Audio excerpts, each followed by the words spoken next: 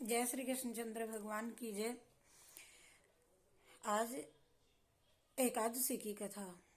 भगवान श्री कृष्ण बोले, महाभाग धर्मनंदन, सुनो, तुम्हें इस समय वह प्रसंग सुनाता हूँ कि जिसे राजा मानधाता के पूछने पर महात्मा वशिष्ठ जी ने कहा था। फाल्गुन शुक्ल पक्ष की एकादशी का नाम आमल की एकादशी है। इसका पवित्र व्रत विष्णु लोक की प्राप्ति कराने वाला है। मानधाता ने पूछा कि द्विजश्रेष्ठ या आमल की कब एकादशी उत्पन्न हुई, मुझे भी बतलाइए। वशिष्ठ जी ने कहा कि ये महाभाग सुनो, पृथ्वी पर आमल की उत्पत्ति किस प्रकार हुई है मैं बताता हूँ। आमल की महान वृक्ष है और जो सब पापों का नाश करने वाला, और भगवान विष्णु के थूकने पर उनके मुख से चंद्रमा के समान कांतिमान एक बिंदु प्रकट हुआ। वह बिंदु पृथ्वी पर गिरा और उसी से आमल की महान वृक्ष उत्पन्न हुआ। यह सभी वृक्षों का आदिभूत कहलाता है। इसी समय समस्त प्रजा की सृष्टि करने के लिए भगवान ने ब्रह्मा जी को उत्पन्न किया और उसी से इन प्रजाओं की सृष्टि हुई। देवता, दानव, गंधर्व, यक्ष, राक्षस, नाग तथा निर्मल अंतःकरण वाले महर्षियों को ब्रह्मा जी ने जन्म दिया। उनमें से देवता और ऋषि उस स्थान पर आए कि जहां विष्णु प्रिय आमल की का वृक्ष था। महाभाग उसे देख करके देवताओं को बड़ा विस्मय हुआ। वे एक दूसरे पर दृष्टिपात करते हुए उत्कंठा पूर्वक उस वृक्ष की ओर देखने लगे और खड़े खड़े यही सोचने लगे कि प्लाक्स आदि वृक्ष को पूर्व कल्प की ही भांति है यह तो, और जो सब के सब हमारे परिचित हैं, किंतु यह इस वृक्ष को हम नहीं जानते। इन्हें इस प्रकार चिंता करते हुए देख आकाशवाणी हुई कि हे महर्षियों, यह सर्वश्रेष्ठ आमल की का वृक्ष है जो विष्णु जी को अति प्रिय है।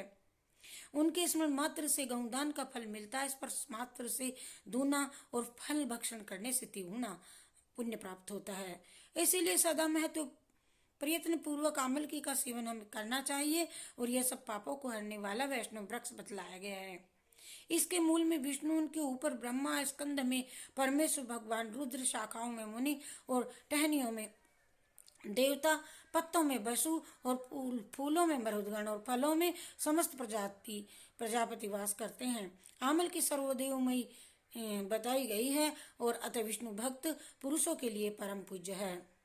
ऋषि बोले, अव्यक्त स्वरूप से बोलने वाले महापुरुष, हम लोग आपको क्या समझे कि आप कौन हैं, कौन क्या बता रहे हो, देवता हैं या कोई आप, और ठीक ठीक हमें बतलाइए। आकाशवाणी हुई कि जो संपूर्ण भूतों के कर्ता, समस्त भवनों के सृष्टा हैं, जिन्हें विद्वान पुरुष भी कठिनाई से देख पाते हैं, वही हम सनातन विष्णु हैं। देवादिदेव भगवान विष्णु जी का कथन सुन करके उन ब्रह्म कुमार महर्षियों के नेत्र आश्चर्य से चकित हो उठे और उन्हें बड़ा विस्मय हुआ कि आदि अंतर रहित और भगवान की स्तुति करने लगे। ऋषि बोले, संपूर्ण वृक्षों के भूतों में आत्मभूत आत्मा एवं परमात्मा को नमस्कार नमस्कार है, नमस्कार है। अपनी महिमा से कभी चैत न होने वाले अच्युत को नित्य प्रणाम है और अंतर रहित परमेश्वर को बारंबार बारंबार प्रणाम है। दामोदर कवि सर्वज्ञ और सर्वेश्वर को नमस्कार है। महापते आपको प्रणाम है। आप विश्व के स्वामी, आपको मेरा नमस्कार है, नमस्कार है, नमस्कार है। ऋषियों के इस प्रकार स्तुति करने पर भगवान श्री हरि संतुष्ट हुए और बोले कि महर्षियों, तुम्हें कौन सा अविष्ट वरदान दूं। ऋषि बोले, भगवान, यदि आप संतुष्ट हैं तो हम लोगों के लिए, हमारे हित के लिए कोई ऐसा व्रत बतलाइए हमें कि जो स्वर्ग मोक्ष रूपी फल को प्रदान करने वाला होए। और विष्णु जी बोले, महर्षियों, फाल्गुन शुक्ल पक्ष में यदि पुण्य नक्षत्र से युक्त द्वादशी हो तो वह महान पुण्य देने वाली और बड़े बड़े पातकों का विनाश करने वाली है। द्विजवरों, उनमें जो विशेष कर्तव्य है उसको भी सुनो। आमल की एकादशी में आमल के वृक्ष के पास जाकर के वहां रात्रि में जागरण करना चाहिए। इससे मनुष्य सब पापों से छूट जाता है और सहस्त्र गौ दानों का फल प्राप्त करता है। विप्रगण यह व्रतों में सबसे ही उत्तम व्रत है जिसे मैंने तुम लोगों को बतलाया। ऋषि बोले कि हे भगवान, इस व्रत की विधि बतलाइए, यह कैसे पूर्ण होता है और इसके देवता, नमस्कार और कौन से मंत्र हैं, सब कुछ हमें बतलाइए। उस समय स्नान और दान कैसे किया जाता है, पूजन की कौन सी विधि है और कौन सा मंत्र है, और सब बातों को हमें यथार्थ रूप से वर्णन कीजिए। भगवान विष्णु जी ने कहा कि द्विजवरों, इस व्रत की उत्तम विधि मैं तुमको श्रवण कराता हूँ। एकादशी को प्रातःकाल दंत धावन करके यह संकल्प करे कि पुंडरीकाक्ष अच्युत, मैं एकादशी को निराहार रह करके दूसरे दिन भोजन करूंगा। आप मुझे शरण में रखें। ऐसा नियम लेने के बाद पतित, चोर, पाखंडी, दुराचारी, मर्यादा भंग करने वाले तथा गुरु पत्नीगामी मनुष्यों से वार्तालाप कदापि न करे। अपने मन को वश में रखते हुए नदी में, पोखर में, कुएं पे या घर में ही स्नान करे। स्नान से पहले शरीर में मिट्टी लगाए, मृतिका लगाए।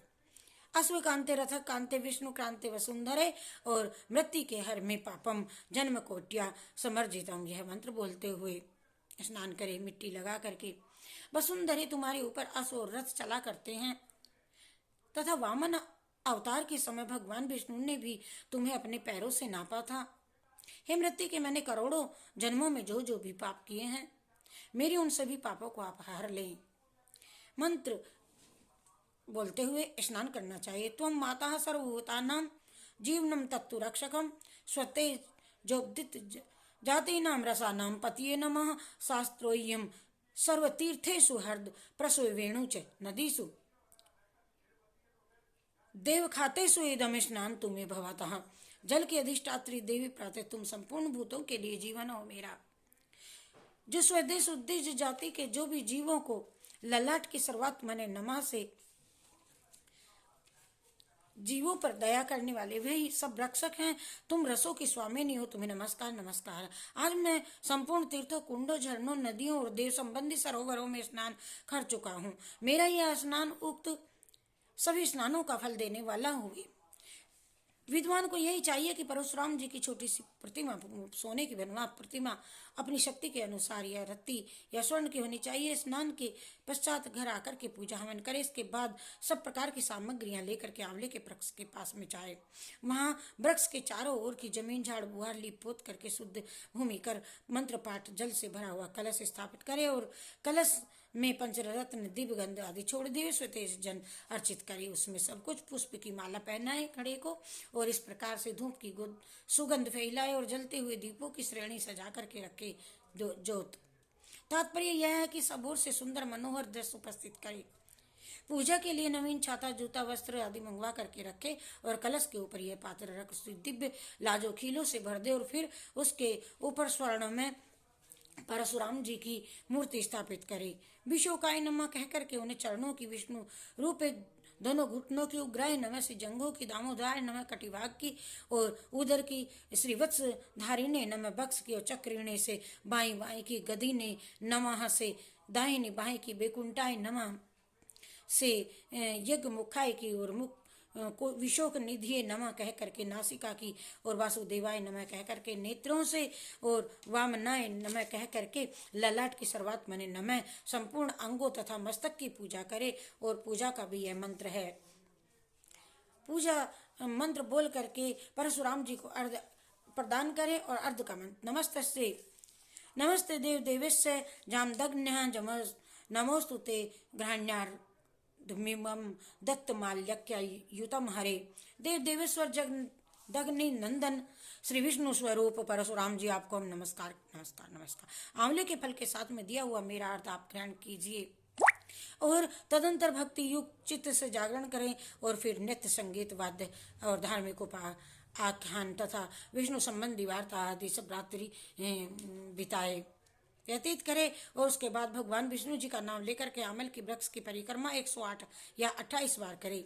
फिर सवेरा होने पर श्री हरि की आरती करे। ब्राह्मण की पूजा वहां सामग्री से निवेदित करके करे। परशुराम जी को कलश, 2 वस्त्र, जूता और सभी वस्तुएं दान में दें। भावना रखें कि परशुराम जी के स्वरूप में ही विष्णु मुझ पर प्रसन्न हुए। और तत्पश्चात आमलकी का स्पर्श करके दक्षिणा करे, देवी प्रदक्षिणा भी करे और इसके बाद विधि पूर्वक ब्राह्मणों को भोजन कराए। तदंतर कुटुंबियों के साथ में बैठ करके भोजन करे। ऐसा करने से अति पुण्य फल प्राप्त होता है। और यह सब बतलाता हूँ, सुनो। संपूर्ण तीर्थों के सेवन जो पुण्य प्राप्त होता है तथा इस प्रकार दान देने से वह सब फल मिलता है। इसके उपयुक्त विधि से पालन से यह सब सुलभ होता है। समस्त यज्ञों की उपेक्षा भी अधिक फल मिलता है। इसमें तनिक भी संदेह नहीं है कि यह व्रत अब व्रतों में सबसे उत्तम है, जिसका मैंने तुमको पूरा वर्णन संक्षिप्त रूप से किया। वशिष्ठ जी कहते हैं कि महाराज, इतना कहकर के देव देवेश्वर भगवान विष्णु जी वहां से अंतर्धान हो गए।